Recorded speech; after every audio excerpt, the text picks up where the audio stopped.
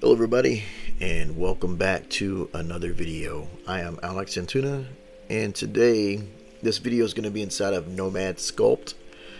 It's a program that I downloaded onto my tablet. It was what is it? Samsung S8 Tab S8. I think that's what I'm using. It's hard to keep up whatever's out there nowadays, but either way it should work on most programs. It works. This program works on my phone. I can download it to my phone, and if you have a big enough phone you can actually use it on the go. That's why I kind of like it. A lot of Nomad kind of channels that ZBrush feeling, and some of the hotkeys I realized the other day are real similar to ZBrush, so if you're jumping over. But what this is, just I got a quick concept from Midjourney. Just wanted to kind of get a little more comfortable in this program. I don't really know enough about it. I kept seeing videos and kept wanting to learn more. I figured just starting with the basic reference and basic shapes and nothing too serious. I just wanted to just kind of make this as a learning progression thing and see where you know, you connect the dots between ZBrush and here, and you can see right here I'm still having trouble understanding the symmetry because it breaks it up like that, and it's the little things you got to get over the hurdle. So I just kind of wanted to this is something I would do late at night. This has been on my tablet for a while, but I know a lot more now than I did when I started, and most of the process is not too far off from what you know in another program. Like, I come from ZBrush, so it's very similar, going back and forth, trying to relate some of the same techniques. But I love this program because it's just it's on the go. You can take your little tablet and you can just kind of do your thing, and especially with the little keyboard, and that changed everything for me. I tried a little keyboard, and now I kind of want to get like a little bit bigger keyboard, but what I have works. It's a little travel keyboard that folds out, and it's perfect for this because I just want to be able to use one hand to do the hotkeys and the other hand to actually, you know, just be able to sculpt and sculpt the model a little bit better, going back and forth, because without that I'm having to click, go all the way to the side, click, go to the side, instead of just saying holding shift to smooth or something else, because the other way is you can use your finger to smooth. If I use my pen and then go with my finger, you can smooth it out, and it recognizes that, and that's cool. But if I could just hold shift while I sculpt it, I don't have to use the other hand to kind of stop what I'm doing to try to position. It's a little more comfortable. That I kind of feel that's feels more like ZBrush. But you can see right here I'm actually just kind of adding in tubes and positioning them and just kind of getting like that main form. This is going to be a two-part series, just part one and part two, sped up. Working with shapes, just getting your standard shapes in there. I've seen so many cool things. There's people are using like hard surface in here and using stamps and alphas, and I started bringing in all my libraries that I have, and it's actually pretty cool. I was actually really surprised with it.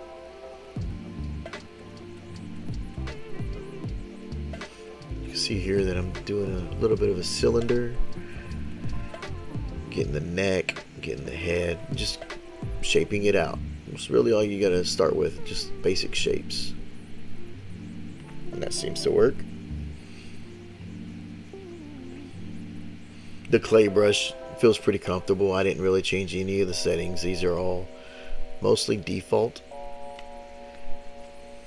When I started learning more about the other things like the stamping and stuff like that, then I started kind of seeing that there's a lot more to this program than it seems, even though it's something that you'll see on your tablet.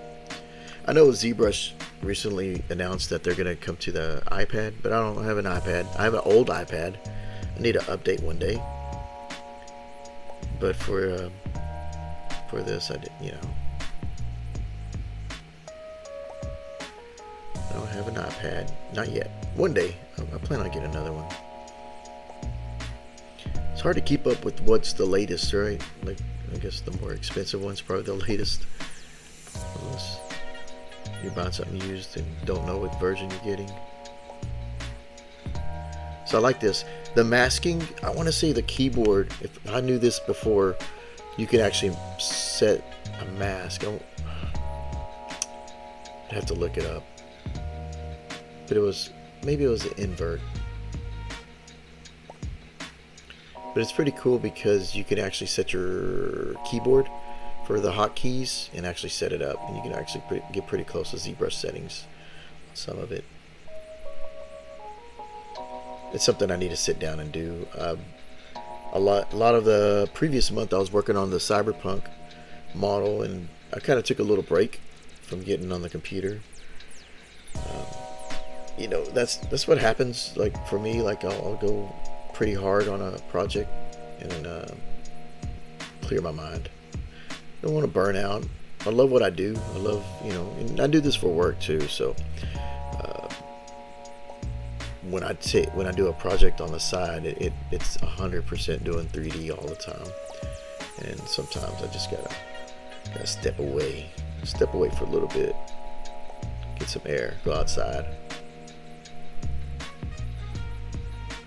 Making the little backpack, this is fun. It's just like kind of like shaping it out. And really, I was kind of going for like a claymation feel. Nothing too realistic. I'm using this for practice, right? More fun and practice, going there, back and forth.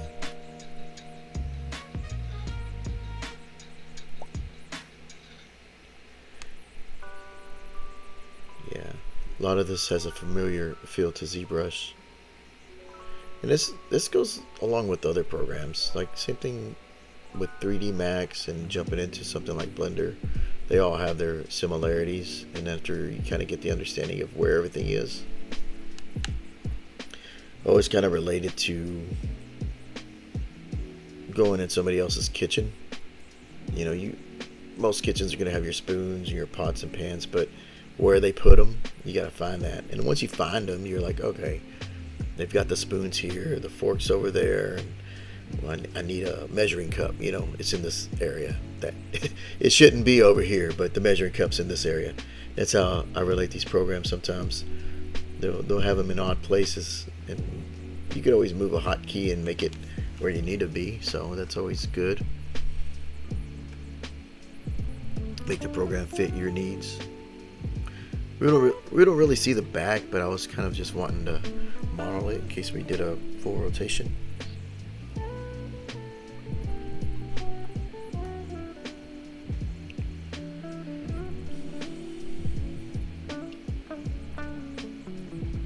There's always this give and take of the use of AI, and I know that over the year it's been kind of back and forth with how people view it. I've been using it mainly for references and kind of getting some inspiration and ideas. This part I'm just using it to sharpen my skills. I'm not using it really too much to go past this. I'm sharing what I learned. A lot of this is just kind of showing. Oh yeah, that wasn't the backpack, that was a little pouch. But as time goes on, I think everything always develops and changes and goes in and out with different seasons, right? Technologies and techniques, processes. Been doing 3D for a long time, and I don't know about you, but there's not enough time in the day to do everything you really want to do. So for me, anything that gives me a bit of a shortcut, I'm open to.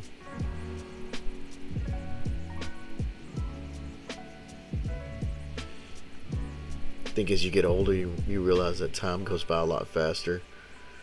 I'm going to be about 45 this year, I believe. So that's another 5 years of 50. I never thought about that, but it's crazy. Crazy how it all goes by.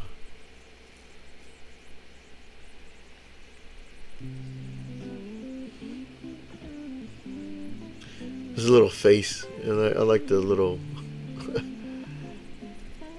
characters look. It kind of got those button eyes, right? Those creepy Coraline, that movie kind of feel. And right here is an example. Shapes, cylinders, boxes, cylinder for the legs, tubes for the arms. Start basic. It's really what you got to do. We'll do this in ZBrush too. Pushing and pulling. This program is very powerful. I never expected to be able to do something like this on a tablet. And also on top of it, on the next video, there's options to render, turn on ambient occlusion, bloom, depth of field. It's very powerful for just something that you can download as an app. I think there's a little fee to pay for it, but whatever you pay is really not that bad. I'd have to look up to see how much what I purchased this for, but I can't complain.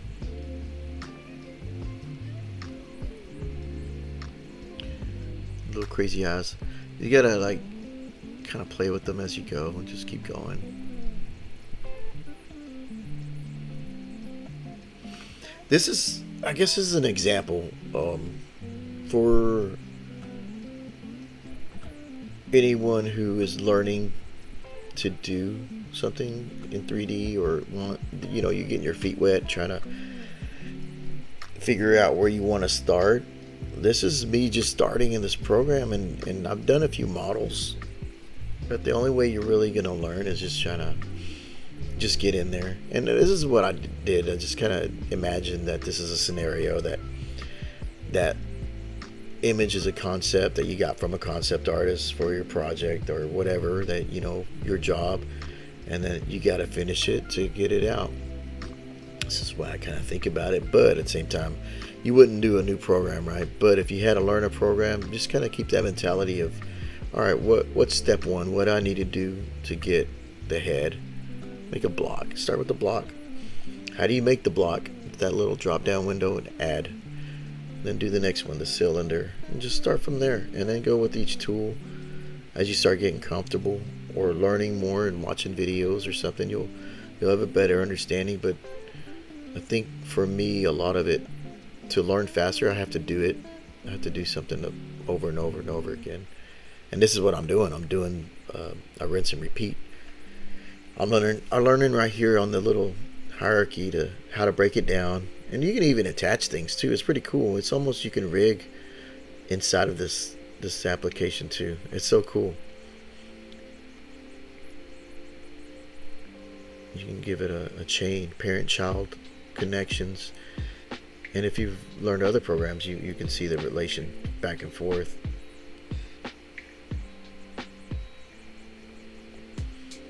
Toggle visibility, that's another thing. You're like, how do I turn this off? The little eyeball turns on and off your model.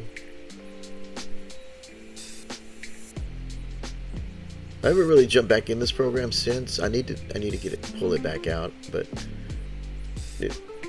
once I get going, it's just like, oh, this is so fun. You can't complain. It's a neat program, and what I like is that you can mirror stuff in here too. So you'll see the first strap being built, and you can mirror it over to the side. And that's something else, is that like you'll start learning how to mirror. Like, how do I mirror it? You see that little triangle to the top right with the half colored, half filled? That's your symmetry. And learning to manipulate and use your tools. So I'm gonna smooth it out. See, I mirrored it real quick, I guess. I turned it on. Or toggled something, but it makes it in there.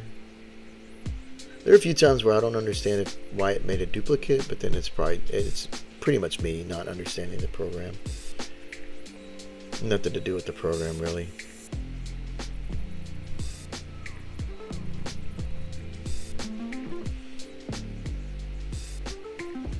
Continuing on, just masking and moving and using that gizmo too. That's pretty good help to get your things positioned. flatten the flatten areas, inflate back and forth. And again, I was trying to go for more like a clay feeling on this.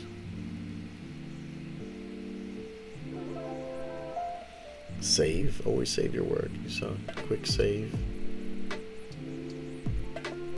Positioning the model, getting a look. I kind of use that reference, but I kind of do my own thing about halfway after I kind of get it blocked in. But I kind of pull a bit, but after a while you kind of, just do your own thing. Have a little fun. There's a way to remesh in here, and it's pretty cool. You can remesh it together, and it's just like a Z remesher for those coming from ZBrush. There it is. You remesh it. It's one. Symmetry. There's a. See, now it's one. You get a little bit, some of that detail. If I did a resolution higher, it would have smoothed out a little bit better, but it's all good.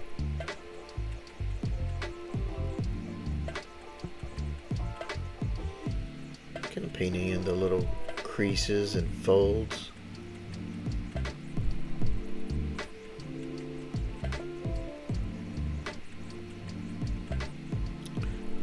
Not too bad. This is I think I tried a different brush. Those are like a layer brush or something. You can see whenever I experiment. But as you use your tools more and more, you'll start to see where you gravitate to. There's ways to adjust. You can adjust your brushes in here. I haven't really gotten too deep into that. Pretty sure there's a way to get like a damn standard from like ZBrush. I think I saw a video on it. Somebody recreated like a damn standard in here.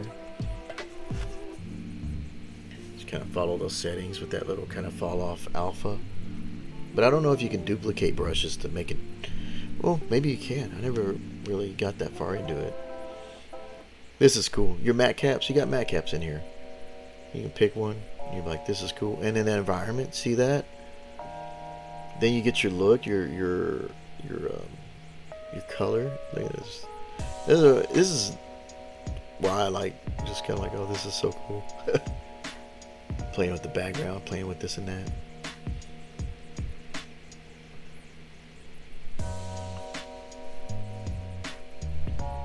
I kind of like saved it for a little bit, and then I jumped in there, kind of seeing like, all right, let's light this a little bit. Backpack. Starting to name stuff doesn't hurt because it starts getting confusing. Look at that. Digital putty. It's gonna be his hands, I guess. And this is me. How many months ago? This is probably like 2 months, 3 months I did this model. So I'm still kind of watching and recapping or trying to remember where it all goes. Kind of a play-by-play, but still kind of trying to remember what I did. I like that there's a blur. You can blur the mask.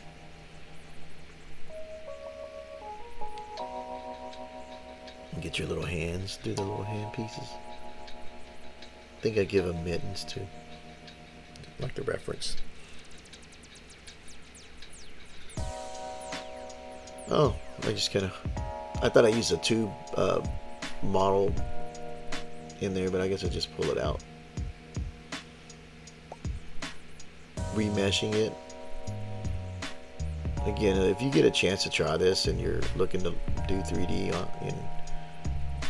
while you're waiting, you get it on your phone. If you download it through the app stores, you got it on the go. You can learn on the go when you're waiting or something. I try to do it in the car if we're going places, but not while I'm driving. But when I'm a passenger, I'm just kind of trying to learn some stuff while I want to keep learning. And this model really didn't touch on like the textures. I just kind of wanted to get the basis down, like modeling and just basic techniques, but there's a whole nother area of just textures. You can texture this up. You can UV map in here. Like, how many programs would you be able to UV map? I don't know how deep you can do the UV mapping, but I know you can have UV map on these models. There is a little window I saw.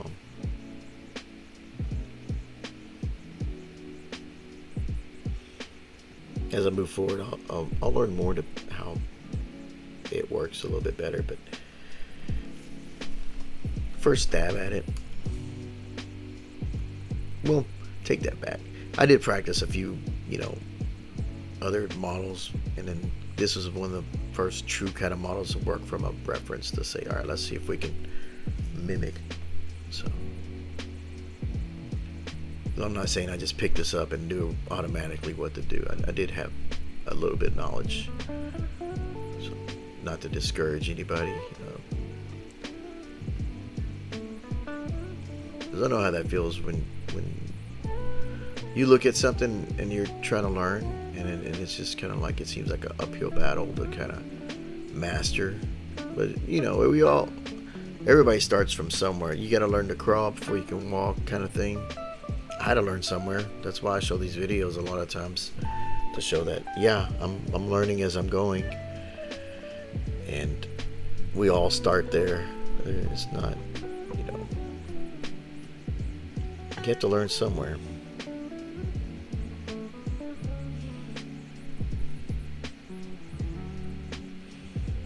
I think it's the main thing too, is just have fun.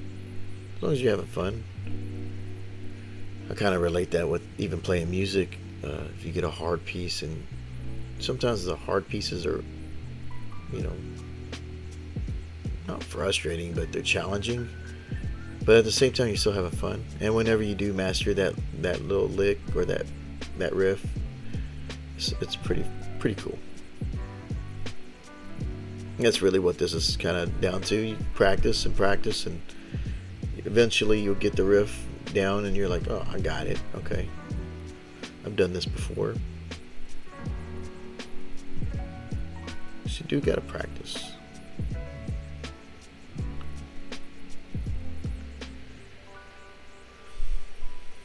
His head, I'm still not happy with. I think I just kind of keep playing. I was like, oh, his head looks kind of funny. Let's round it out. That's a good thing about digital sculpting, is that it's not set in stone. You can always fix things here and there. Things are fixable.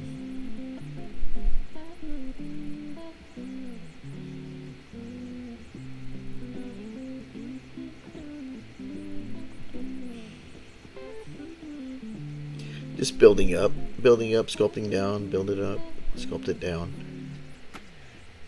After a while, I'll start putting more definition in, but really just blocking in characters where a lot of it comes from. I like the color palette that's in the reference. It's kind of outdoors, woodsy, kind of clayish feel.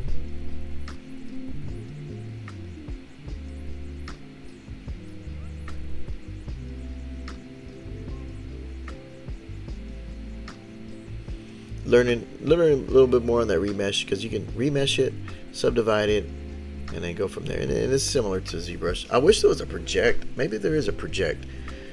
I haven't really looked in it. There's what is it called? Yeah, there's something in there. I need to look more into that. In ZBrush, I'll drop a mesh and go to low res, but as I go up to the high res, I project it from another detailed model that's higher but has the details, so you don't really lose as much.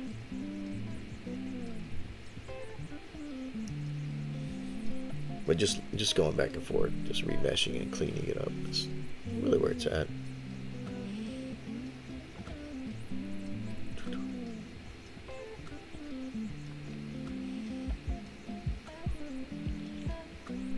That little gizmo on the bottom right, that's pretty standard in most programs, just where your camera looks around and stuff.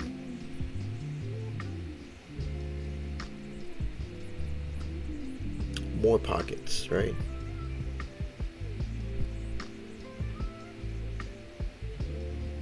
Set it up. I like that he's got all this gear. It's always funny. Like, I like having like enough pockets when I travel or go out, do stuff, but never enough pockets, right?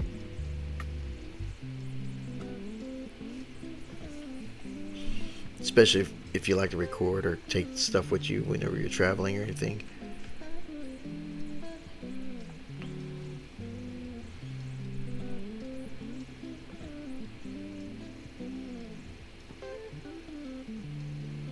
Still kind of reworking that. You can see I started it over a little bit, right? I had it defined, remeshed it or something, and went back and did some more detail.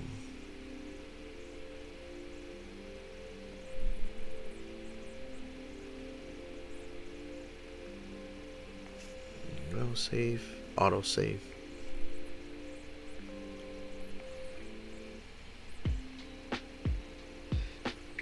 There's quite a bit of tools. If you see that little window, those are all little brushes and tools. And even right here, you can see that I can mask based on that. There's so much you can do with this program. It's neat. Look at that. Ooh. And then I mask it and then do the inflate. See? It's crazy, like how powerful this program is.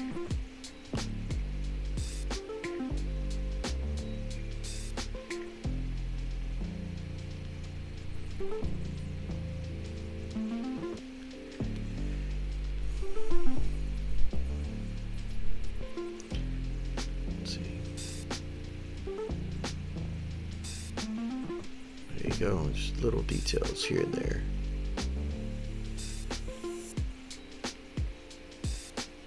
Smooth it out, just give a little character.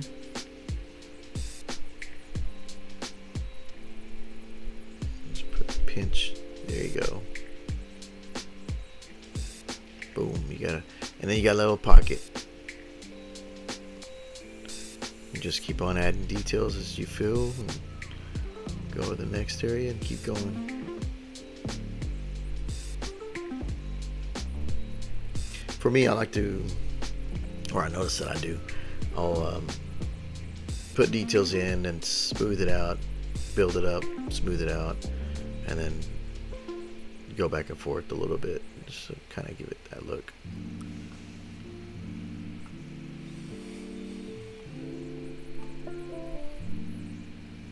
So, getting there.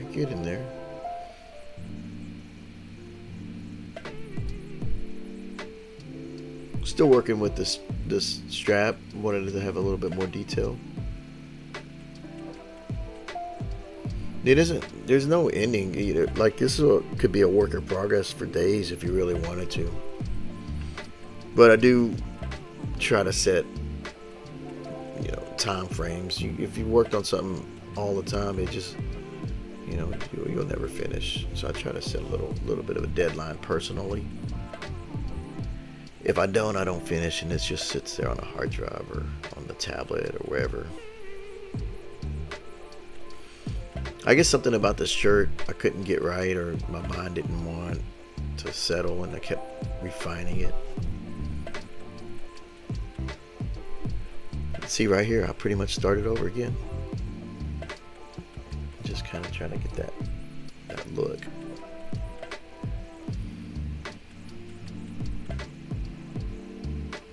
Yeah. A little face.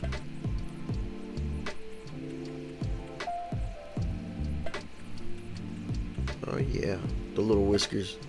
This is so cool too. Just put it in there, create it, then duplicate.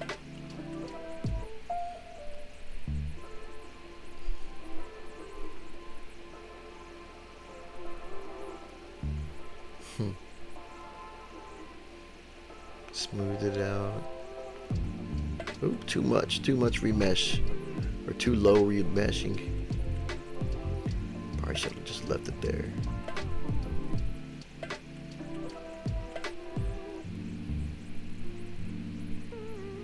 This program actually can handle a decent amount of geometry too, I've noticed, without getting too slow. I've been trying to do hard surface in this program, and yeah, it surprises me. And if you look up videos, you'll see people just doing some crazy awesome stuff. You're just like, man. But getting close to that 30-minute marker, so I'm about to call this into part 1. Hopefully there was something informative, or something to make you want to check this program out. I'll try to get part 2 out pretty soon and put some audio over it so it can be viewed and show a little bit more details on the lighting and stuff. So it's about where it's at for today. Get back in it, get some videos posted. But hope everybody's doing well out there, still learning some 3D programs or photography or drawing, whatever, something to be creative. So I'll see you on the next video. Later.